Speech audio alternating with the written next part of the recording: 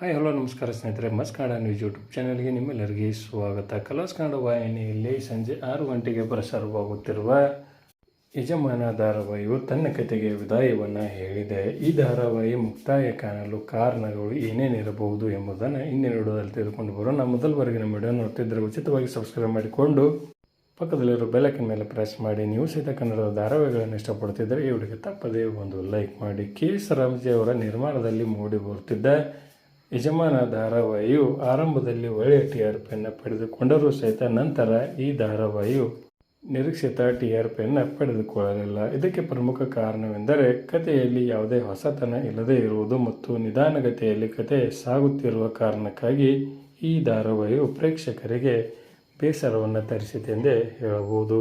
ಧಾರಾವಾಹಿಯಲ್ಲಿ ಹೊಸಬರಿಗೆ ಅವಕಾಶವನ್ನು ಮಾಡಿಕೊಟ್ಟರೂ ಸಹಿತ ಪ್ರೇಕ್ಷಕರಿಗೆ ಆ ಪಾತ್ರಗಳು ಮನಮುಟ್ಟುವಲ್ಲಿ ವಿಫಲವಾಯಿತೆಂದೇ ಹೇಳಬಹುದು. ಇನ್ನು ನಿರ್ದೇಶಕರು ರಾಮಾಚಾರಿ ಧಾರಾವಾಹಿಯಲ್ಲಿ ಬಳಸಿದಂಥ ಕಥಾಹಂದರವನ್ನೇ ಇಲ್ಲಿ ಬಳಸಿದ ಕಾರಣಕ್ಕಾಗಿ ಈ ಧಾರಾವಾಹಿ ಸಹಿತ ಯಶಸ್ಸನ್ನು ಕಾಣಲು ವಿಫಲವಾಯಿತು.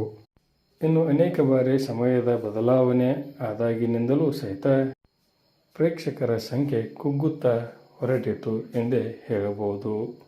ಹೀಗಾಗಿ ಯಜಮಾನ ಧಾರಾವಾಹಿಯು ತನ್ನ ಕತೆಗೆ ವಿದಾಯವನ್ನು ಹೇಳಿತು. ನಿಮ್ಮ ಪ್ರಕಾರ ಯಾವ ಕಾರಣಕ್ಕಾಗಿ ಈ ಧಾರಾವಾಹಿಯು ಮುಕ್ತಾಯವನ್ನು ಕಂಡಿತು ಎಂಬುದನ್ನು ಕಮೆಂಟ್ ಬಾಕ್ಸಲ್ಲಿ ತಿಳಿಸಿ. ಧನ್ಯವಾದಗಳು. ನಮಸ್ಕಾರ.